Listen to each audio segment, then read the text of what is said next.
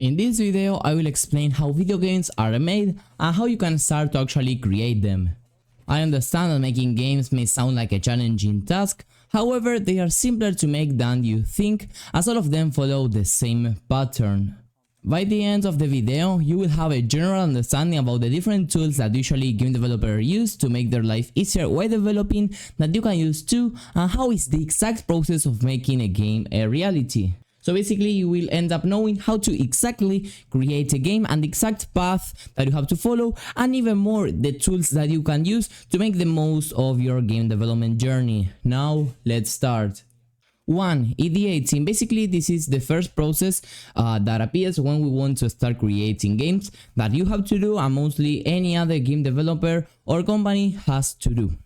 Basically this process is thinking about the main idea of the game, basically the core gameplay, the different mechanics that your game will have. And basically this doesn't have to begin as something super complex where you explain in detail everything that you're gonna be creating. You can be adding things on the go, but the important thing about the ideating is that firstly you are able to define the core gameplay of your game, and 2, some of the secondary mechanics that will help your core gameplay stand out from the crowd of other games. Instead of having to do this completely on your own, of course there are lots of AI tools that will allow you to make this process much easier, and of course I'm talking about ChatGPT. ChatGPT will super help you when coming to new game ideas, okay? So basically you can ask literally ChatGPT, give me 10 top mobile game development ideas that I can build as an individual game developer. And there ChatGPT will start writing a bunch of interesting game ideas that of course maybe some of them are a little bit useless, but maybe some others are quite interesting to take a look further. Maybe ChatGPT doesn't give you a complete answer about this. I mean, you will have to research in your own, but it will help you to actually come to an initial idea, at least if you don't really have one. And of course you can ask ChatGPT as many questions as you want in order to polish that game idea as much as possible. Not only ChatGPT will help you when coming to new ideas, but also will help you then when you are coding. For example, to help you overcome code problems and also to refactor your code so that it is a little bit more efficient and you will be able to avoid more errors. So ChatGPT is of course a tool that you always have to be using. 2. Assets. If you want to get into game development, there is no need to learn how to create assets. Basically the different sounds, images and models that are in the game. You can actually use some that have already been created, or even better, create yours with AI. This video is sponsored by Demos. With the AI boom, they did not fall behind. They created chat avatar that will allow you to create your own 3D models based in your face or any other face that you wanna upload.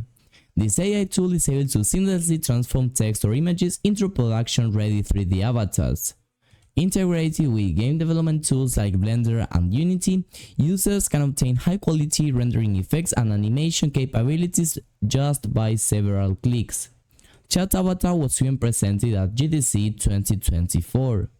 I was curious about how the AI would work with my own face, and as you can see the result was super amazing, and it literally took me less than a minute to create it. The first 99 users will get free credits to start testing Chat Avatar out. We'll leave the link to the platform and the code to redeem in the description down below.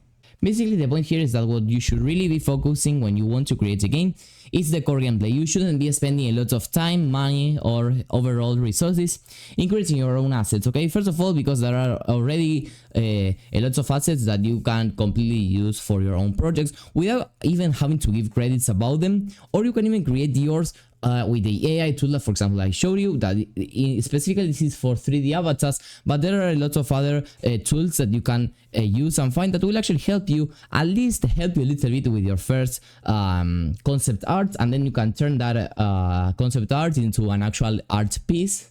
So overall the point here is that you start taking advantage of some AI tools in order to help you create the best assets as possible, because the most important thing about the game is actually the core gameplay, and of course assets are also super important, but they are secondary, okay? So the important thing here is that you actually spend time the most time possible in your core gameplay, and then you start to look for ways in order to make the most of your time when you want to get some assets. Okay, you can either look at them online or use some AI tools that I showed you. 3. Creating the game. After having created the game idea, even with the help of AI, if you have used AI, you have to start coding. And when it comes to start creating our game, here we will get into, let's say, a controversial topic, a topic that is a little bit difficult if you are a beginner, and that is game engines. Basically, game engines are the pieces of software that we are going to be using in order to create our games. Basically, the programs that will allow us to create our games.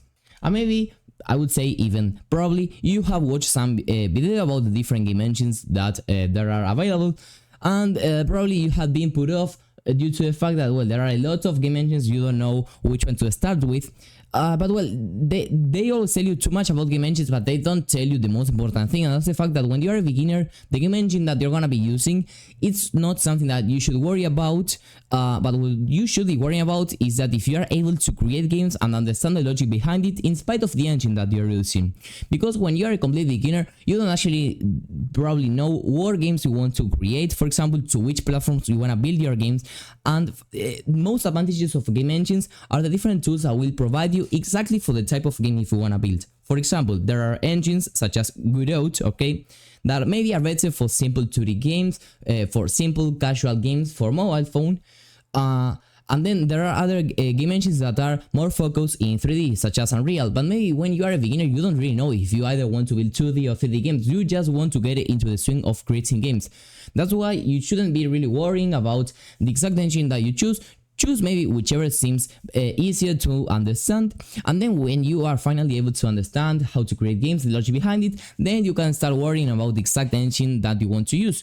But you shouldn't actually be worrying about the engine that you are gonna be using before actually understanding the game logic and knowing what you want to create, because it's not the same if you want to be a 3D developer that if you want to be a 2D developer, because there are engines that are better for these purposes.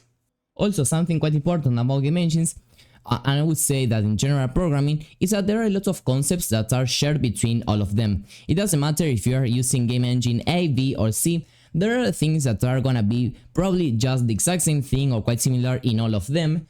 The main difference between them, firstly, is the interface and how things are actually made. For example, if you want to move the player, the code will have the same logic behind it, basically checking if a key has been pressed, and if it was, well, then move the player to some direction. So that will be the logic that will be equal in the exact all engines. But on the other hand, it's going to be a little bit different how you actually code that. The different rules that we will have in order to actually code that mechanic will be different in each programming language, because they usually use completely different programming languages.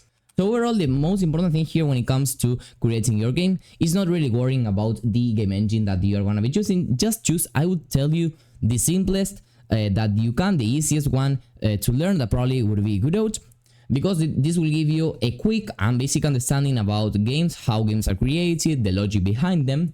And once you have successfully understood these concepts, you can move on to other engine if you really want to, because you can't really choose a game engine before actually knowing what exactly you want to create. And that isn't gonna happen unless you start creating some games in some engine. 4. Marketing. Amazing, so you have successfully created your game, but who actually knows your game? So in order to actually market our game, there are a bunch of different ways in which you as an individual game developer or companies do this, okay? The first way that I would say is the best one for individual game developers is just social media, okay? So start posting about your game in platforms such as YouTube. In YouTube, for example, you can post some devlogs, basically videos where you show and explain how you are creating your game, because this will start hyping the community, and then when you release your game, you will probably already have built a community that maybe is willing to actually buy or just play your game. And well, you can also do this in other platforms of short form content such as TikTok and Instagram. Of course, they are gonna be useful as well, and you can even then re-upload those short form content also in YouTube Shorts. So basically a pretty good marketing way, due to the fact that it is completely free, and their engagement is also super amazing, because it is all about organic traffic, people that suddenly came across your YouTube content and they feel interested in. The second option would be paid advertisement, basically advertising your game, your product, your service through some paid advertisement in platforms such as by using platforms such as Google AdSense that will show your game. For example, in Facebook, Instagram, YouTube, etc. That's a pretty good way of also doing that, and it's also quite efficient.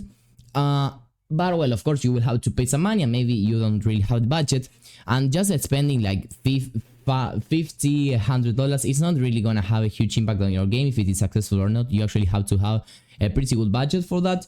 So unless you do have quite an interesting amount of budget, I would completely encourage you to just market your game through social media.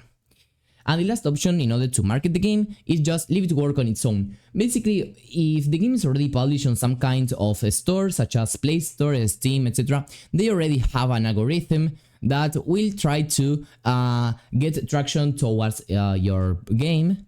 Of course, this isn't gonna be like super effective because unless your game is super revolutionary, unless it has an amazing core gameplay, that probably if you're just starting out, it's not gonna be the case. Of course, it's gonna be quite inefficient. But however, if you're just starting out and your main aim was just to learn something, you don't really have to market your game, you can leave it to work on its own. I mean, if you do see some reviews in your game, if you do see a couple of hundreds or thousands of downloads in your game, it would mean that probably the game has quite an interesting potential that you should maybe even update that game. So yeah, basically for marketing you have those options: social media if you have no budget, paid advertisement if you do have the budget, or you can just leave it to work on its own if you aren't really interested in marketing.